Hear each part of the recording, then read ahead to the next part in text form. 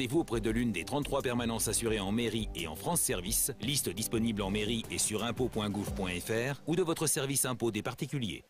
CFM Radio, votre radio en Tarn-et-Garonne. CFM en Tarn-et-Garonne, le MAG. Bonjour tout le monde, c'est l'heure de votre magazine en Tarn-et-Garonne consacré à la politique le jeudi avec votre rendez-vous Politiquement Vôtre présenté par Kader Youb. Bonjour Kader. Bonjour Aurélien, bonjour à tous. Qui recevons-nous aujourd'hui ? Aujourd'hui, c'est Morgane Tellier, maire de Nègrepelisse et président de la communauté de communes Quercy-Vert-Aveyron, qui est ici dans nos studios. Bonjour Morgane Tellier, bienvenue à vous sur CFM Radio. Bonjour Kader Youb, merci beaucoup de votre invitation et de mettre en honneur le territoire que j'ai l'honneur de représenter. Alors, nous allons évoquer tous les sujets, ils sont nombreux, de Nègrepelisse, de la communauté de communes, du centre de vaccination que vous avez ouvert sur votre commune. Mais avant cela, je voudrais vous interpeller sur une tribune qui a été publiée dans l'hebdomadaire Valeurs Actuelles, intitulée « Pour un retour de l'honneur de nos gouvernants ». Ce sont des militaires de l'active, réserviste, on ne sait pas trop encore qui l'a signé, des militaires qui demandent aux dirigeants français d'agir face à la menace d'une guerre civile, dénonçant, je cite, les silences coupables du gouvernement. Ils insinuent que des militaires actifs pourraient être tentés de prendre les armes afin de remédier à ce délitement, selon eux, de la société.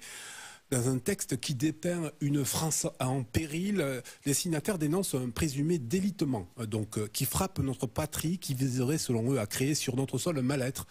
Une haine entre les communautés pointant l'islamisme et les hordes de banlieue. Ils appellent les dirigeants français à trouver le courage qui est nécessaire à l'éradication de ces dangers en appliquant sans faiblesse des lois qui existent déjà. Est-ce que, Morgane Tellier, notre France est au bord de la guerre civile? Est-ce que la société est en délitement avancé? Que pensez-vous? Alors, je pose la question aux citoyens, mais aussi au maire d'une commune, une personne en responsabilité. Que pensez-vous de cette tribune? Cette tribune est surprenante dans le sens où elle peut mettre en exergue des problématiques que les citoyens peuvent ressentir. De là à parler de délitement de la société, le mot est très fort. J'ai entendu le chef d'état-major des armées et la ministre des armées vouloir faire la lumière. Il faut faire la lumière sur cette tribune. Elle a promis des sanctions, justement. Voilà, des sanctions si elle trouve effectivement qui est à l'origine. Il est également dénoncé un silence coupable du gouvernement. Sans parler de silence, il y a quand même un certain délitement des forces de sécurité avec une baisse assez importante du nombre de nos policiers et de nos gendarmes sur notre territoire. Contrairement à ce qu'a dit le président, il faut absolument remédier à ça et qu'il inverse la tendance. Très bien, dans votre avis, Morgane Tellier. Alors, vous avez donc présenté une liste sans étiquette, hein, si je puis dire. Vous avez été élu maire de Nègrepelisse. Aujourd'hui, votre majorité compte des élus d'horizons et de profils divers. Qu'est-ce qui vous unit, au fond ? Le partage, la discussion et qu'est-ce qui nous unit c'est une réponse assez facile, mais c'est notre ville, c'est notre commune, notre territoire qui fait qu'on a tous envie de donner pour elle, on a tous envie de faire en sorte que cette commune se développe et apporter le soutien à l'ensemble de nos concitoyens et de tous les gens qui habitent sur notre territoire. C'est aussi l'envie de faire en sorte que les gens puissent bien vivre sur notre commune, je pense, qui anime la totalité de l'équipe, et je dis bien la totalité de l'équipe municipale. Est-ce que les relations avec Yann Cambon sont apaisées? Est-ce que... Elles n'ont jamais été très conflictuelles. Ça a été un adversaire politique, un concurrent politique, oui. Plus exactement.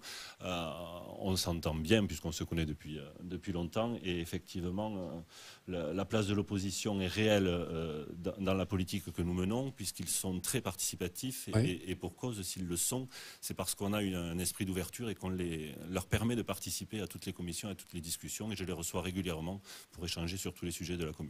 Alors vous êtes président de la communauté de communes, je le disais dans l'introduction, vous êtes maire de Nègrepelisse. Est-ce que ça bouscule votre quotidien? Oui, On m'a demandé, quand je suis arrivé dans le studio, comment se passait le mandat. J'ai dit, on n'a pas le temps de s'ennuyer. Ouais. Effectivement, ça bouscule le quotidien. Mener la commune de Nègrepelisse, qui est pas une toute petite commune, avec un peu plus de 5800 habitants, hein, ouais. et un territoire comme la communauté de communes de près de 23 000 habitants, effectivement, nécessite un engagement complet, entier, et 24 sur 24 au service du territoire. On y arrive facilement, avec des compromis? Avec des compromis. Les compromis sont souvent privés et familiaux, Oui. mais un soutien fort de ce côté-là permet d'y arriver. Bon. Quel regard portez-vous sur la presque année de mandature? Un regard assez rassurant, dans le sens où on a mis en place, là, avec l'adoption dernièrement du budget primitif, notamment, voilà, hein, je suppose que vous allez y venir, Oui. avec la déclinaison d'une feuille de route et d'une politique avec un plan pluriannuel d'investissement qui fait que on a une vision assez rassurante et surtout une volonté de développement de notre commune réelle, avec des actions très précises.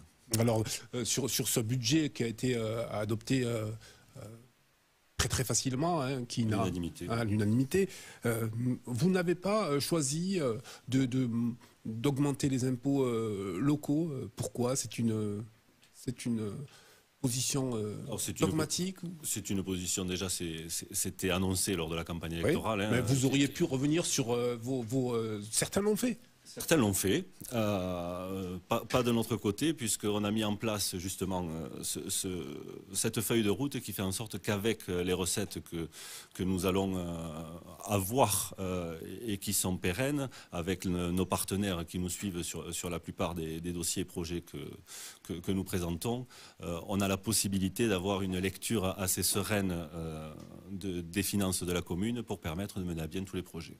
Alors, il y a... Allez, pêle-mêle, le plan de relance, le contrat bourg-centre que vous avez prévisionné, le prêt de l'école, la voirie que vous allez refaire, le camping, le bassin de la piscine. Est-ce qu'on peut s'y arrêter sur ces projets? Est-ce que vous aurez la capacité financière, eu égard à la crise sanitaire, de mener à bien tous ces projets durant votre mandature? Ou est-ce que vous envisagez éventuellement de reporter certains de vos investissements prévus pour un éventuel second mandat? Tous les investissements que vous avez listés de manière non exhaustive, et c'est normal parce qu'ils sont nombreux. Ils sont budgétés. Ils sont budgétés, et surtout pour certains sont déjà démarrés. Ouais. Et pour la plupart dont vous avez parlé vont voir le jour avant la fin de l'année 2021. Évidemment, le préau de l'école, il est prévu pour cet été. La voirie, on a plusieurs rues que je ne vais pas forcément lister, toutes citées, mais les travaux démarrent. Certains ont déjà démarré et d'autres sont lancés sur l'automne. La création d'une maison associative, le bassin de la piscine, lui, a été reporté puisque les travaux ne permettaient pas d'être réalisés à temps pour l'ouverture, mais effectivement ils seront réalisés en suivant.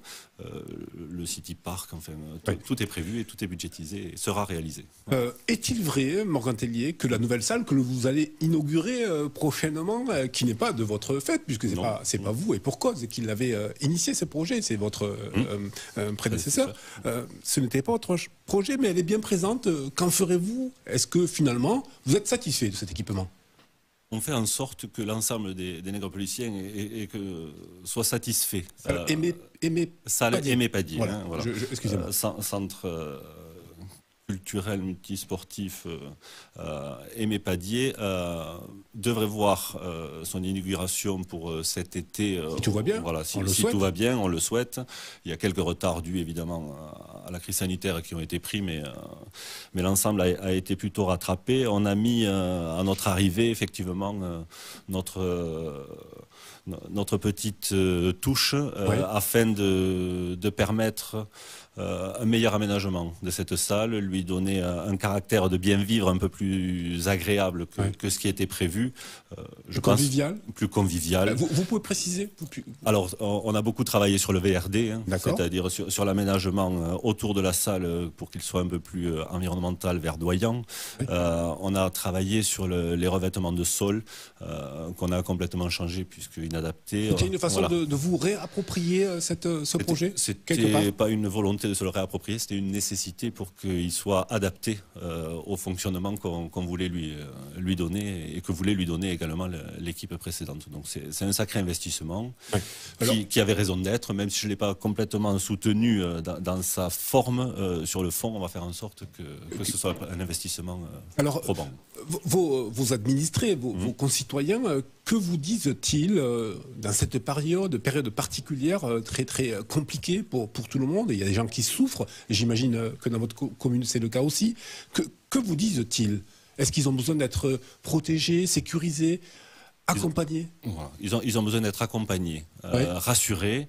On a mis en place, et là je mets en exergue et félicite ma première adjointe Cathy Plancheneau qui travaille énormément auprès de ces publics qui pourraient être considérés comme un peu plus fragiles et qui ont besoin d'accompagnement au travers du centre communal d'action sociale qui est très présent. On a remis en place des navettes d'accompagnement pour leur permettre de revenir en ville voir les commerces. On a mis des permanences pour les accompagner au sein de la commune. On met en place des ateliers d'écoute et de mémoire pour les accompagner. Et ça marche? Et ça marche. Ouais. C'est complet. D'ailleurs, tous ces ateliers fonctionnent, les retours sont très positifs. On a également un très grand engagement de notre police municipale qui veille au bien et au confort de l'ensemble des concitoyens. Votre police municipale, là, vous me tendez la perche, est-ce que vous avez envisagé d'augmenter les effectifs, d'avoir recours, vous aussi, comme d'autres communes de votre taille à peu près, à la vidéoprotection? Est-ce que c'est déjà le cas ou est-ce que vous avez ce projet-là pour... C'est pas un projet en soi, ce sont des discussions que l'on peut avoir. On a la brigade de gendarmerie qui est sur Nègrepelisse, plus une équipe de police municipale composée de 2 policiers municipaux et d'un ASVP pour le moment, qui j'espère va devenir policier très prochainement, ce qui montera à 3 l'effectif de la police municipale. Il est évident que si la population et si le territoire se développe, il faudra que les moyens policiers soient mis en place pour accompagner le développement de la commune. Et la vidéoprotection, vous m'avez pas répondu. Est-ce que La vidéoprotection, je ne suis pas contre. Par contre, il faut bien la cerner et la mettre sur des endroits bien précis. Sans que... Mais pour nos auditeurs qui nous écoutent, vous envisagez éventuellement, non. n'excluez pas. Aujourd'hui, je ne l'exclus pas si on aborde la discussion de le travailler, mais aujourd'hui, ce n'est pas du tout un projet prochain. D'accord. Comment un élu que vous êtes voit-il les leviers possibles pour faire bouger sa ville? Vous parlez d'éventualité d'augmentation de la population, d'essor démographique. Est-ce que d'ailleurs vous le souhaitez, cet essor démographique pour Nègrepelisse? Comment vous voulez développer Nègrepelisse, qui est à quelques kilomètres d'une grande ville comme Montauban? Effectivement, Nègrepelisse a un taux, si je peux dire, d'attractivité très important par rapport à la couronne montalbanaise. C'est une ville où il fait bien vivre et qui attire, de par sa position géographique, certes en proximité montalbanaise, mais aussi toulousaine. Et les gens recherchent le calme, la campagne. Exactement. Et donc le souhait de développer la commune, on ne peut pas appeler ça un souhait, mais par contre une réalité de fait, puisqu'il y a des projets quand même privés assez importants qui vont voir le jour sur Nègrepelisse avec des créations de promotion immobilière. De promotion immobilière, ce qui est bien pour le territoire, mais tout cela devra forcément être maîtrisé et notamment travailler avec le schéma de cohésion territoriale qu'on est en train de travailler au Pays Mini-Quercy pour l'ensemble des communautés de communes, Quercy-Cossadec, QRGA et communauté de communes Quercy-Vert-Aveyron. Alors, concernant, vous parliez, concernant le plan local d'urbanisme, vous avez fait voter à la communauté de communes une délibération qui vous permet de repousser la compétence du PLU, plan local d'urbanisme, à la communauté de communes. Pourquoi? Que s'est-il passé? Est-ce que vous pouvez nous l'expliquer? Vous voulez garder la même mise sur... Alors, les communes aujourd'hui souhaitent garder la même mise sur le PLU parce qu'on n'est pas prêt encore aujourd'hui à avoir un plan local d'urbanisme intercommunal. Oui. Il se réfléchira et il s'abordera de force ou de fait avec l'établissement du SCOT, du schéma de cohésion territoriale, c'est-à-dire il faut attendre que les échelons au-dessus soient prêts pour qu'on puisse le décliner en PLUI. Et il y avait une date limite à respecter pour que chaque commune se prononce, et toutes les communes de la communauté se sont prononcées pour garder la compétence PLU tant que... À la commune? À la commune, aux communes. Mais vous n'avez pas obligation de le transférer à la communauté de communes Cassis? Non, sauf si un nombre important de communes de cette même communauté décident de le garder en compétence communale, ce qui a été le cas. D'accord. Quels sont, on a défloré quelques projets qui avaient été initiés. Quels sont les grands projets, grands dossiers en cours ou à venir durant votre mandature, Morgane Tellier? L'aménagement de la ville. Ouais. C'est un des gros, gros dossiers. L'intramuros. Voilà, l'intramuros, on a eu la chance d'être retenu par le contrat bourg-centre politique régional qui est mené actuellement et qui, j'espère, va perdurer. Et également, on a été lauréat de Petites Villes de demain, ce qui fait qu'on va pouvoir travailler sur, à la fois pour ce qui est le bourg-centre sur le territoire complet de Nègrepelisse, mais sur Petites Villes de demain, sur le centre-bourg et les aménagements qui vont avec pour... faire revenir des commerces. Il n'y a eu aucune fermeture de commerce là depuis le début de la mandature et certains déjà veulent venir s'installer au centre-ville. Il est important d'y apporter des aménagements. Alors ça veut dire réflexion des places principales qui composent la commune, déplacement très certainement de la mairie qui est un peu exigu et qui sera certainement déplacé à la salle des fêtes de Nègrepelisse, étant donné qu'on va avoir un nouveau complexe Aimé Padier. Et ces changements stratégiques sont faits pour qu'on puisse venir et s'arrêter à Nègrepelisse. On va travailler sur les entrées de ville notamment.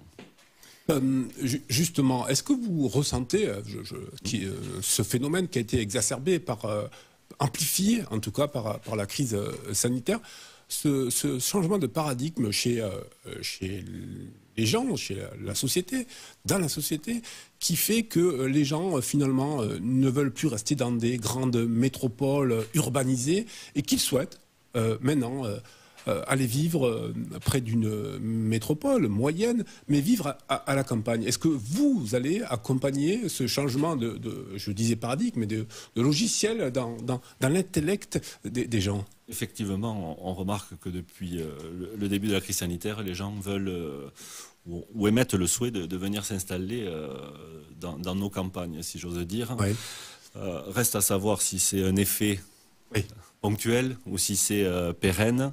Effectivement, il va falloir le maîtriser. Oui, il va falloir l'accompagner. Effectivement, il va falloir que nous, on travaille sur comment accueillir ces populations, parce que c'est peut-être pas sur du très long terme, mais on est au moins sur du moyen terme pour pouvoir accueillir ces populations urbaines qui veulent venir dans nos campagnes et trouver la quiétude qui n'ont pas forcément dans les villes. Avec l'augmentation aussi du recours au télétravail qui fait que les gens peuvent habiter. Et l'arrivée de la fibre va favoriser cela. Alors, et le transport, la desserte en transport, pour que vos habitants ne soient pas obligés de prendre leur voiture pour aller à Montauban, est-ce que à l'échelle intercommunale, par exemple, se réfléchit un mode de transport doux qui permet de relier, par exemple, Montauban à Nègrepelisse, mais ça peut être aussi Cassel-Sarrazin. Est-ce que cette discussion, vous l'avez avec vos collègues maires? Alors on l'a avec nos collègues maires et on l'a surtout au niveau du PETR Pays Mini-Quercy qui a pris pas la compétence mobilité qui elle est régionale, mais qui travaille sur cette compétence avec la création notamment de nouveaux espaces de covoiturage, de lignes un peu plus directes de Saint-Antonin à Montauban, de Caussade à Montauban et également on a demandé de travailler sur Montclar-Montauban pour permettre aux gens de covoiturer et mettre en place des liaisons un peu plus douces, si j'ose dire. Nous, on a une grosse volonté d'aménager en liaison douce la commune. On démarre dès cette année avec l'aménagement de certaines voiries.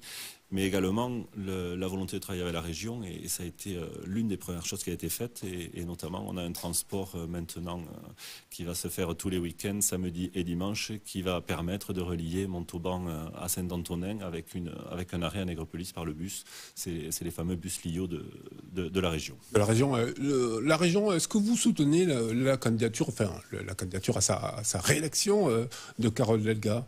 Oui. Oui, clairement, ça a été une grande présidente de région, avec une politique très volontariste, et je pense qu'elle a encore beaucoup à faire, et qu'elle est dans l'élan de pouvoir apporter toutes les solutions à notre territoire. Est-ce que vous y serez dans son équipe à Carole Delga? Est-ce que vous vous présentez aux élections régionales? Non, je ne me présente pas aux élections régionales ni départementales d'ailleurs. Ni départementales? Ni départementales, c'est ce que j'avais dit d'ailleurs à votre micro lors du débat.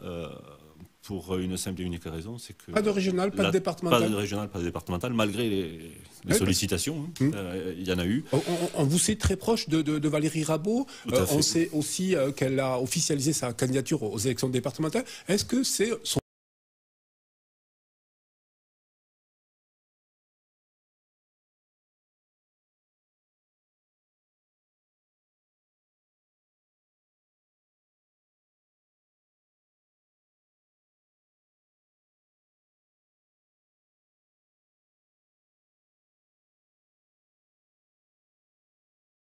compétences viennent s'intéresser à notre territoire, et notre territoire a beaucoup à gagner, accompagné de son binôme Cédric Vessière de Caussade. Je pense qu'ils vont beaucoup apporter à notre territoire. Et pourquoi vous accompagnez pas Valérie Rabault? Tout simplement parce que la tâche est très lourde déjà en commune et en communauté de communes. Je siège également au pays Midi-Quercy et Pointe-Tronenfant. Je ne dis pas que ce n'est pas faisable, les prédécesseurs l'ont fait et ils sont vaillamment arrivés.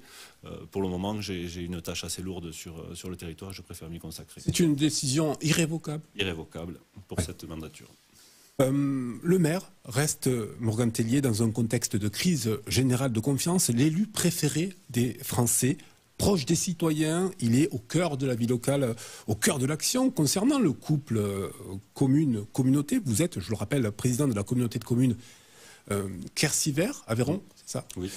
Seriez-vous d'accord pour passer, comme certains le préconisent, au titre de la modernité, d'une intercommunalité fondée sur la coopération entre communes à une supracommunalité qui supplanterait à terme, qui rendrait presque obsolète la commune? Aujourd'hui, non, je n'y suis pas forcément favorable à aujourd'hui, parce qu'on n'est pas prêt, tout simplement à travailler dans ce fonctionnement.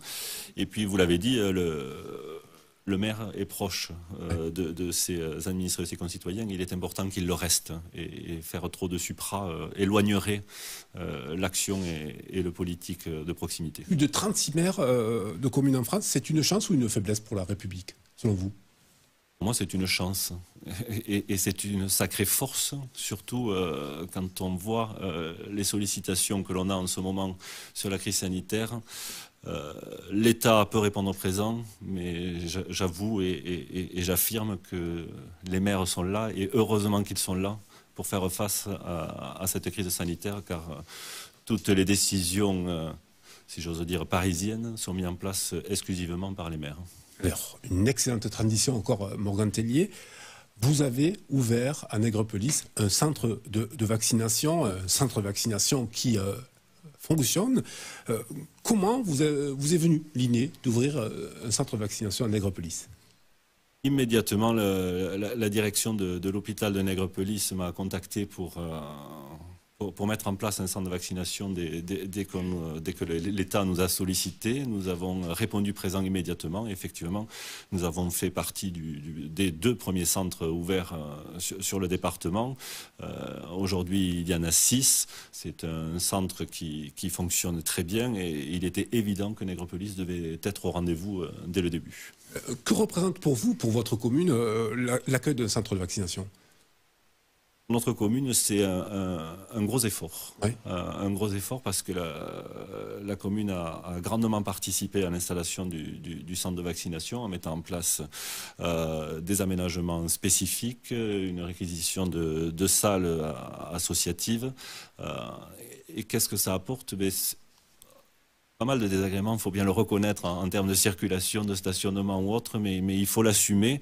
Et qu'est-ce que ça apporte? Surtout une fierté de pouvoir être parmi ceux qui accueillent et font en sorte de pouvoir régler ce problème de vaccination. On a très peu de temps. Oui. Beaucoup de maires, vous l'entendez, beaucoup de maires veulent que soit élargi l'accès à la vaccination avec l'âge qui serait diminué. Est-ce que c'est votre avis? Est-ce que vous voudriez, vous aussi, que ouvrir la porte à la vaccination à un personnel plus large, à des personnes de moins de 55 ans, aux enseignants et tous les enseignants, aux ATSEM qui travaillent dans les écoles? Oui.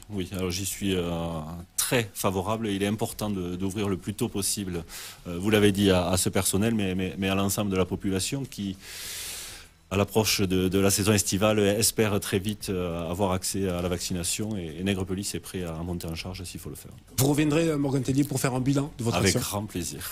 Merci, en tout cas, d'avoir accepté l'invitation de Kader CFM Radio. Je vous donne rendez-vous à tous jeudi prochain pour un nouveau rendez-vous politique sur CFM Radio. Merci Kader, et à jeudi prochain. Ce sera rediffusé ce soir à 17h et à 21h30 et puis en podcast dans l'après-midi sur cfmradio.fr. CFM, c'est l'heure des infos, il est 12h30. CFM, vos infos. Le journal de 12h30 nous est présenté par Louis Crépeau. Bonjour Louis. Bonjour à tous. C'est donner